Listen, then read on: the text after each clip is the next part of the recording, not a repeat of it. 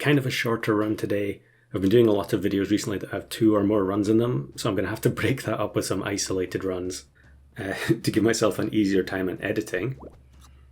So this one is a concept I didn't spend too long on.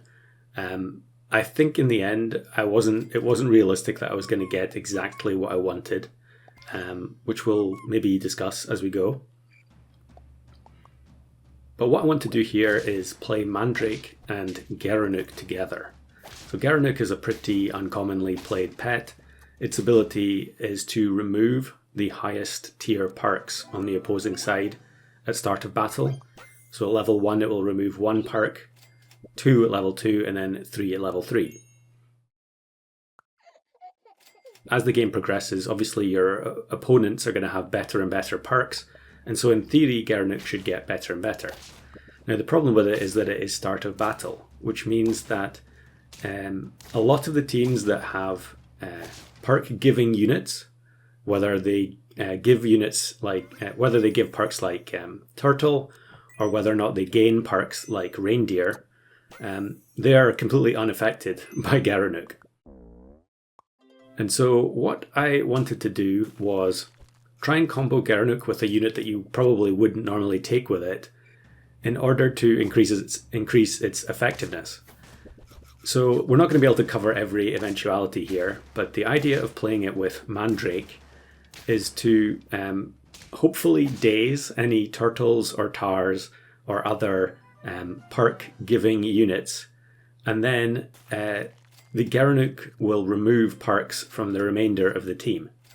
So what I want to do is have double Gereneuk with Mandrake. The Mandrake is going to go first, and hopefully that means that the turtle or whichever other unit gets dazed, and then the Gereneuks will be guaranteed to target the 4 other units. So if we have 2 level 2 Gereneuks, that will cover everything, and they will lose every single perk on their side of the board. Now that's not to say that you couldn't still recover from there. Obviously some teams are going to have Unicorn and so on, but I think Unicorn is still relatively uncommon in customs. So we get a really perfect roll here where we roll into a second Gereneuk and Mandrake at the same time with the triple Capybara. So a very, very lucky start, which gives us the platform to then try and get these units all leveled up. I don't think I really need Mandrake to be higher than level 2, because most of the perk giving units are tier 4 or below. I guess you do have what's it called? I'm struggling for the name. Snapping Turtle on tier 5. Maybe there's another one that I'm not thinking of in the higher tiers. But really we're just focusing mainly on Tar and Turtle, since they're super common. Of course there's other ones you can see, like I did have Fur-bearing Trout in the pack as well, because originally the intention was for me to remove all the perks on the opposing side and then have a perk giver of my own that's going to make it easier for us to sweep the remainder of their squad. Originally I wanted it to be Fur-bearing Trout just for variety, but I think in practical terms it's just not good enough, especially when you're not running any mana pets. So yeah, you can see here I'm thinking whether or not I really need to go for Mandrake level 3. Maybe I'm going to take it separately here and buy-sell the Zebra. Although of course one of the hits is guaranteed to hit the Sea Lion, even though I want to get rid of it. I think you can see why this is a much shorter video, because it's such a simple team in comparison to many others to actually set up.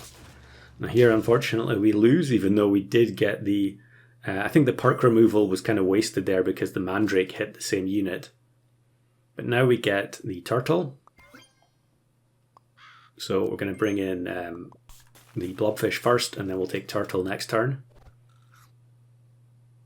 And then because these units are all tier 3, we can look for Quetzalcoatl to level them up. And I guess that's another reason to level up the Mandrake earlier, to make sure that Quetz doesn't waste any chocolate on it. But we're doing okay purely based off of the stats that we got from the Cappies earlier.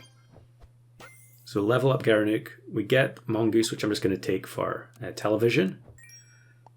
Although we do have 2 hearts, so it's not guaranteed that we'll get the television. I can feel pretty confident, especially as we get the power spike here from taking Turtle. And Mandrake, of course, is not just going to work on the perk giving pets, it's going to work on stuff like Deer. In fact, there's a lot of teams that it's going to just instantly break, and there we win as a result of the Deer's ability not going off. So there's another Gereneuk. We actually don't need kits anymore, because as soon as we get that one to level 2, we're basically set. Although it looks like I am going to go for Mandrake yet. If we get level 3 Mandrake, that does mean that we're 100% guaranteed to remove all of their perks at start of battle. Because the Mandrake will, if it's level 3, it will always hit something. If it's level 2, it is possible for it not to hit anything. And you can see how brutal this is against a strawberry team. They lose all their strawberries, but then they also lose the Roadrunner ability, which would have given them strawberries back. So it looks like I'm going to take the cat just for this turn and probably freeze Stego. Stego is one of those units that I used to never take in customs because I felt like it was so dull. But these days needs must, and so makes it a bit easier to try and get recordings if you take some of these stronger tier 6s. So now, yeah, I am freezing the Stego. I do want higher level Turtle to give me a better chance. Maybe I'm just going to sell the cat now. Yeah. I think I was going to sell the cat anyway there, so I should probably have just sold it before rolling, in case we end up getting another Turtle. And then this is another type of team that Mandrake is going to completely destroy. They're completely reliant on the Frostwolf. And if it's a Frostwolf Anubis team, the Frostwolf will still go off. But when they don't have Anubis, they just completely lose the ability to generate the ailment. And so it was a relatively free win there.